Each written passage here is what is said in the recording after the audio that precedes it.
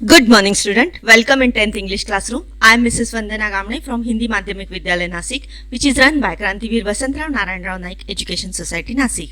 बच्चों पिछले 4 दिनों से हम लोग द ट्विंस ये हेनरी सैम्ब्रुकले नामक पोएट द्वारा लिखी हुई पोएम पढ़ रहे नहीं थे, हम लोग एंजॉय कर रहे थे. It's a very humorous poem. तो दो आइडेंटिकल ट्विंस, उनमें से जब एक आइडेंटिकल होता है मतलब सेम होता है तो उसको क्या क्या प्रॉब्लम्स होते हैं, वो क्या प्रॉब्लम्स फेस करता है, वो बताने की कोशिश इस पोएम में की है. और वो बहुत ही ह्यूमरस तरीके से, मतलब हंसी पैदा करने वाले तरीके से बताने की कोशिश की है. तो ये पोएम, आई होप कि you must have enjoyed the poem. आज हम लोग इसके नीचे की सारी एक्टिविटीज़ करने जा रहे हैं. ये साइड में देख सकते हैं आप, ये सारे क्वेश्चन है वो पहले मैं ले रही हूँ. फर्स्ट क्वेश्चन देखो है यहाँ पे, in what aspects were the brothers alike each other. कौन से एस्पेक्ट्स में दोनों भाई एक दूसरे जैसे हैं.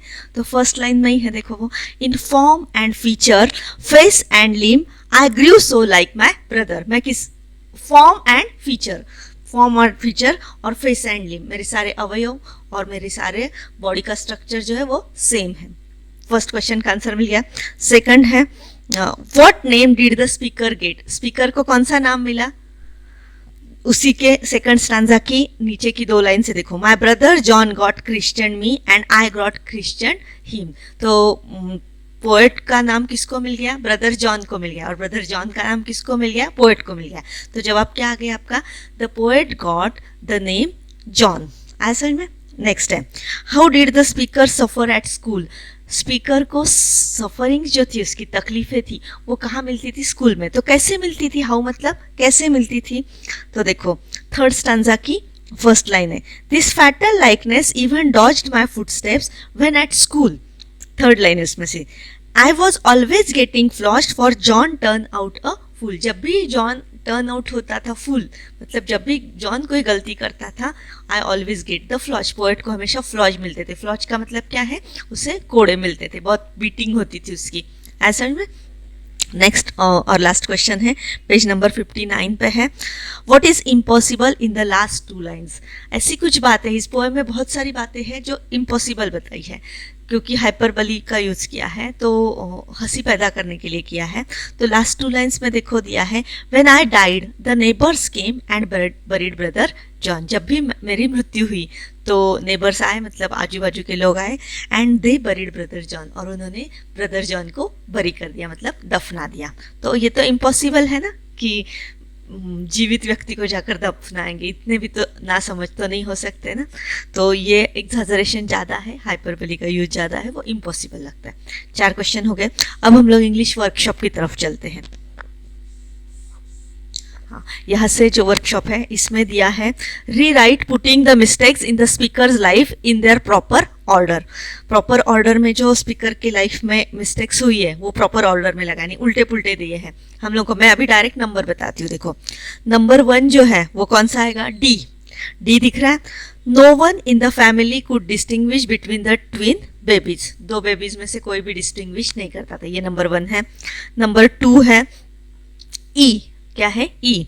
Eight the naming ceremony wrong names were given to the 2 twin brothers. 2 twin brothers को रॉन्ग नेम दे दिए. ये दूसरी घटना हुई है. फिर तीसरी हुई है A, she got beaten up often at school, और स्कूल में उसको बीटिंग मिलती थी. ये नंबर 3 पे आया. नंबर 4 पे है C, the speaker desperately asked for guidance. Speaker जो है मतलब पोएट जो है वो बार बार वही गाइडेंस आपसे पूछता है कि आप मेरी जगह होते तो क्या करते. तो वो नंबर सी जो है वो नंबर 4 पे है. नंबर 5 पे है B, the speaker's bride became his brother's wife. Speaker की जो ब्राइड थी वो किसकी वाइफ बन गई, ब्रदर की वाइफ बन गई. और छठवा जो है वो एफ है, even in death the twins were not spared during burial. Twins की हालत बेरियल पे भी हुई थी. ओके. अब नंबर 2 जो है, pick out 4 situations in the lives of the twins which are too absurd and senseless. 4 situation बतानी है कि जो एब्सर्ड है. एब्सर्ड मतलब इसका कोई भी वैल्यू नहीं है, कोई समझ ही नहीं है, जिसे समझने लायक नहीं है, सेंसलेस है, कोई वैल्यू नहीं है, जिसको अर्थहीन जिसे हम लोग बोलते हैं, एब्सर्ड मतलब अर्थहीन है।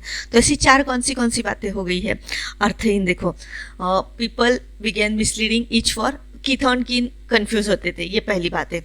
और उसके बाद ब्रदर जॉन को पोएट का क्रिश्चियन कर दिया और पोएट को ब्रदर जॉन का क्रिश्चियन कर दिया, मतलब दोनों के नाम चेंज हो गए।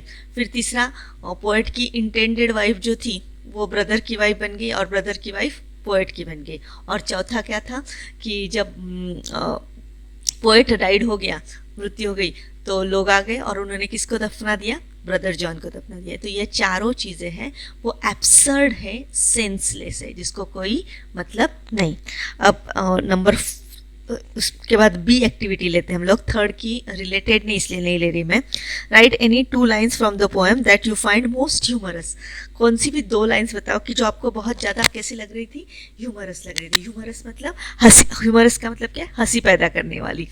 तो इसमें से कोई भी आप लिख सकते हैं कि जब my brother turn out fool, I got the flogs, जब मुझे फ्लॉज मिलते थे, my intended wife become brother's wife, ये भी लिख सकते हैं, या फिर लास्ट भी लिख सकते हैं, ह्यूमर पैदा करने वाली।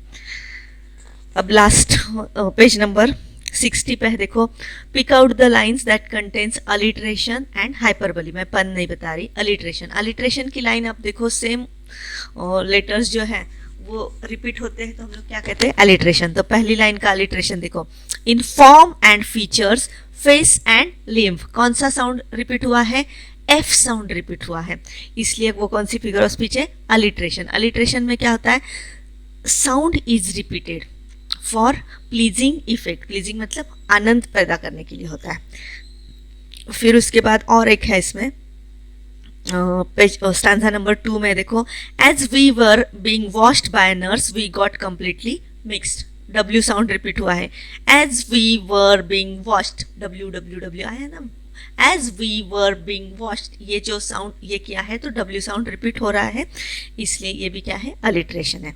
अगला है हाइपरबली।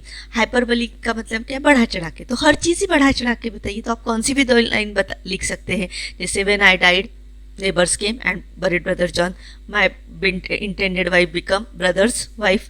तो हाइपरबली की एग्जाम्पल हो गए।